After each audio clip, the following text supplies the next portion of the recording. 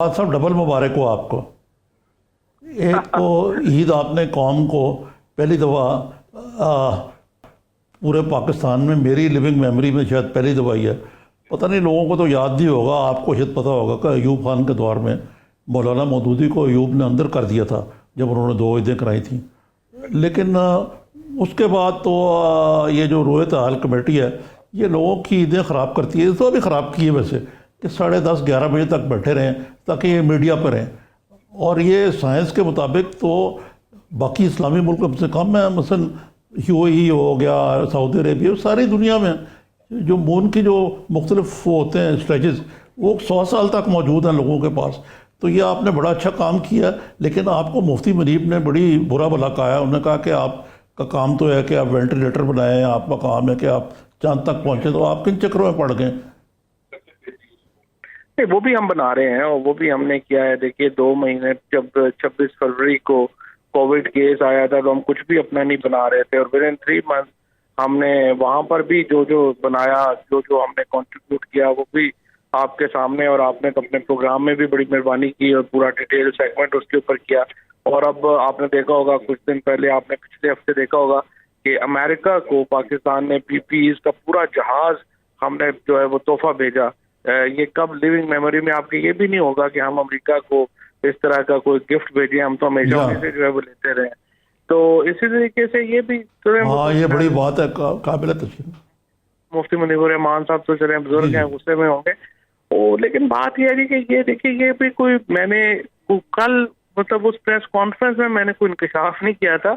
अगर अभी भी आप pakmoonsighting.com के ऊपर जाएंगे, जो हमारी ऑफिशियल वेबसाइट है जिसमें हमने ये सारे अपने जो कैलेंडर है डाले हुए, ये पिछले साल हमने बताया था कि ये 24 तारीख को जो है ईद होगी।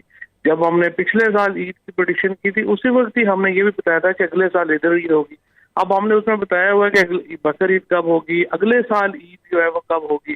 तो ये ऐसा नहीं है कि वो प्रेस कॉन्फ्रेंस में मैंने कुछ दोपहर को बता दिया या शाम को बता दिया, ये तो हमने तो 1 साल पहले बता दिया। अब हम इंशाल्लाह इस साल ये करने लगे हैं कि हम हमारे जी फवाद साहब इस जी साल 2 एब्सोल्युटली बना रहे हैं, एक ग्वादर में और एक कहीं और है। जी जी, एक ग्वादर और इस्लामाबाद में, ताकि आम आदमी खुद ही जाके देख लिया करे कि कहाँ चांद है और कहाँ नहीं। फातम, ये कोई रॉकेट साइंस नहीं है, ये तो यानी ये मून स्टेजेस तो बड़ी पुरानी साइंस है, 100 साल तक के बता सकते हैं आप। एक और बात है, देखें आपका तल्लक एक पाकिस्तान बनाने वाली मुस्लिम लीगी ख़ानदान से है, मेरा भी किसी हद तक तल्लक है। अब वो लोग ये असल में जंग और तरह की है। अब देखें ना, मुफ्ती मुनीब साहब ने जो लहजा इस्तेमाल किया है कि you have none of your business, किसी हुकूमत का तल्लक नहीं है, ये हम फैसला करेंगे।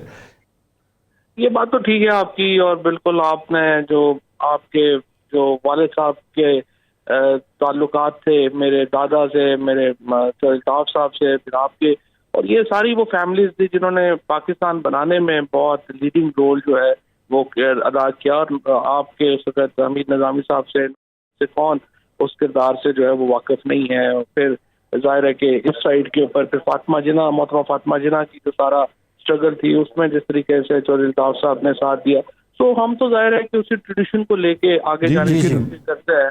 और हम तो कोशिश करते हैं कि किस तरह से जो है वो जो जिना साहब का, जो फातिमा जिना का, या उन लोगों का जो विजन था उसको हम तो उस तरह का पाकिस्तान देखना चाहते हैं। और ये जो सारे लोग अभी हम पाकिस्तान, ये तो एक अफगानिस्तान के पोस्ट अफगानिस्तान एक खास रीजनल सिक्योरिटी सिचुएशन पैदा हुई, तो ये माहौल पैदा हुआ। अदरवाइज तो पाकिस्तान तो बिल्कुल मुख्तलिफ पाकिस्तान था जिसका ख्वाब कायद आज़म मोहम्मद अली जिन्ना ने और बाकी बानियाने पाकिस्तान ने देखा।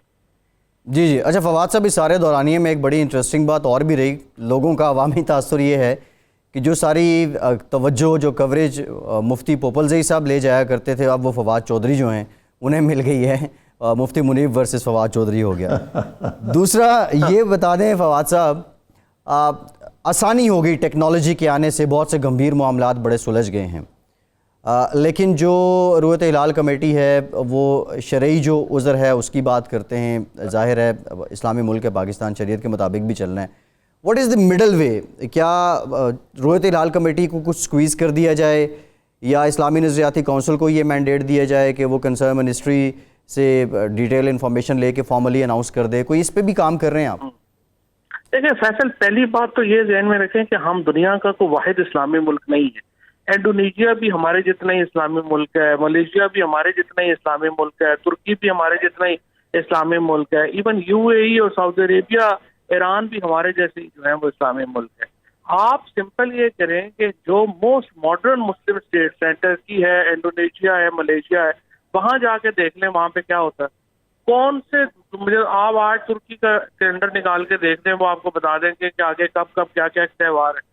اس طرح سے تھوڑا یہ کہ صرف اسلام جو ہے وہ صرف پاکستان میں نازل تو نہیں ہوا نا، پوری دنیا کا مذہب ہے، پوری دنیا میں جو ہے. یہاں پہ تو دیکھیں نا پرابلم یہاں یہ کوئی مذہبی پرابلم نہیں ہے، یہ پرابلم یہ ہے کہ ایک طبقہ جو ہے وہ اپنا کلاؤڈ رکھنا چاہتا ہے پالیٹکس میں، اور وہ ہر ایونٹ کے اوپر. اور یہ صرف کوئی رویت حلال کا پرابلم تھوڑا ہی ہے. آپ یہاں پہ دیکھیں، آپ اسمبلی میں انڈر ایج میرجز کا بل پاس نہیں کرا پا رہے.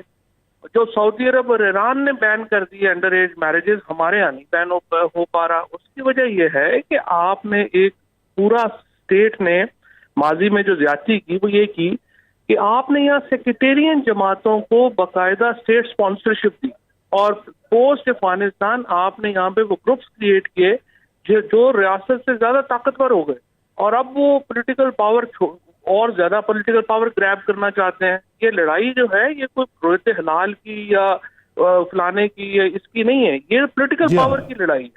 آپ نے دیکھنا ہے پولیٹیکل پاور آپ نے کنزرویٹو آرتھوڈاکس کو دیں گے، پاکستان تباہ ہوگا. جی بالکل صحیح ہے. دیکھیے بات یہ ہے کہ اصل جو تو پہلے جو ہم نے بات کی ہے یا عارف نظامی صاحب نے بات کی ہے، مسئلہ تو یہ ہے کہ پہلی بات تو یہ دیکھیے، میں تو سائنس کو اور اسلام کو علیحدہ سمجھتا ہی نہیں. میں تو سمجھتا ہوں کہ جو تمام علوم ہیں ان کا ماخذ قرآن ہے. ہمارا تو جو مذہب ہے وہ اقرا سے شروع ہوا، اور پھر اس کے بعد رسول اللہ صلی اللہ علیہ وسلم نے کہا علم حاصل کرو چاہے تمہیں چین جانا پڑے. آپ نے وہ کہا کہ جن قیدیوں کے پاس نہیں ہے جرمانے کی فیس وہ بچوں کو پڑھا دیں، اور وہ ان کو جو ہے آزاد کر دیا. ہمارا جو مذہب ہے اس کو اگر علم سے، سائنس سے، فارورڈ لکنگ اس سے علیحدہ کر دیں تو یہ تو پھر ہمارا مذہب جو ہے وہ درس ہی نہیں ہے جو ہمیں ملا ہے. تو اس لیے یہ جو ان کا آپ سمجھیے جو موقف ہے اس کو تو میں مکمل مسترد کرتا ہوں کہ سائنس کا کوئی تعلق نہیں ہے مذہبی معاملات سے، یا سائنس کو انٹرفیئر نہیں کرنا چاہیے. دوسری بات یہ ہے کہ دیکھیں یہ جو سارے ہیں نا، یہ کوئی امام حنبل سے کوئی بڑے جو ہے بزرگ نہیں ہے. ہمارے تو اماموں نے کہا ہوا ہے کہ یہ سائنس کا مسئلہ ہے. موجودہ دور میں بھی آپ جاوید غامدی صاحب کا موقف پڑھیں، ڈاکٹر طاہر القادری صاحب کا موقف پڑھیں، وہ کہتے ہیں یہ سائنس کا مسئلہ ہے، یہ علم کا مسئلہ، یہ مذہبی مسئلہ ہی نہیں ہے. تو یہ تو دیکھیں یہ تو ان کا آپس کا پرابلم ہے، وہ سالو کریں نہ کریں. ہم نے تو سمپل ایک راستہ بتایا ہے، اس کے اوپر جو ہے وہ عمل ہوگا. آسان ہے، جس طرح آج آپ نے جس طرح دیکھا کہ پاکستان میں 1974 کے بعد پہلی دفعہ ہم ایک عید کر پائے ہیں. آسانیاں دین میں آسانیاں پیدا کرنی چاہیے، مشکلیں تھوڑی دینی چاہیے. جی ٹھیک ہے. نظامی صاحب کچھ طیارہ حادثے کی بھی بات کر صاحب لیتے اس ہیں. میں یہ دیکھیں نا، نہیں میں ان سے ذرا ایک اور سوال کرنا چاہتا تھا. جی کہ دیکھیں پاکستان میں 2-3 اور بڑے ایشوز ہیں. مثلاً یہ چائلڈ میرج کا انہوں نے ذکر کیا، یہ پولیو کا مسئلہ ہے، پولیو انوکولیشن کا. اب اس کے علاوہ یہ بہبود آبادی کا مسئلہ ہے.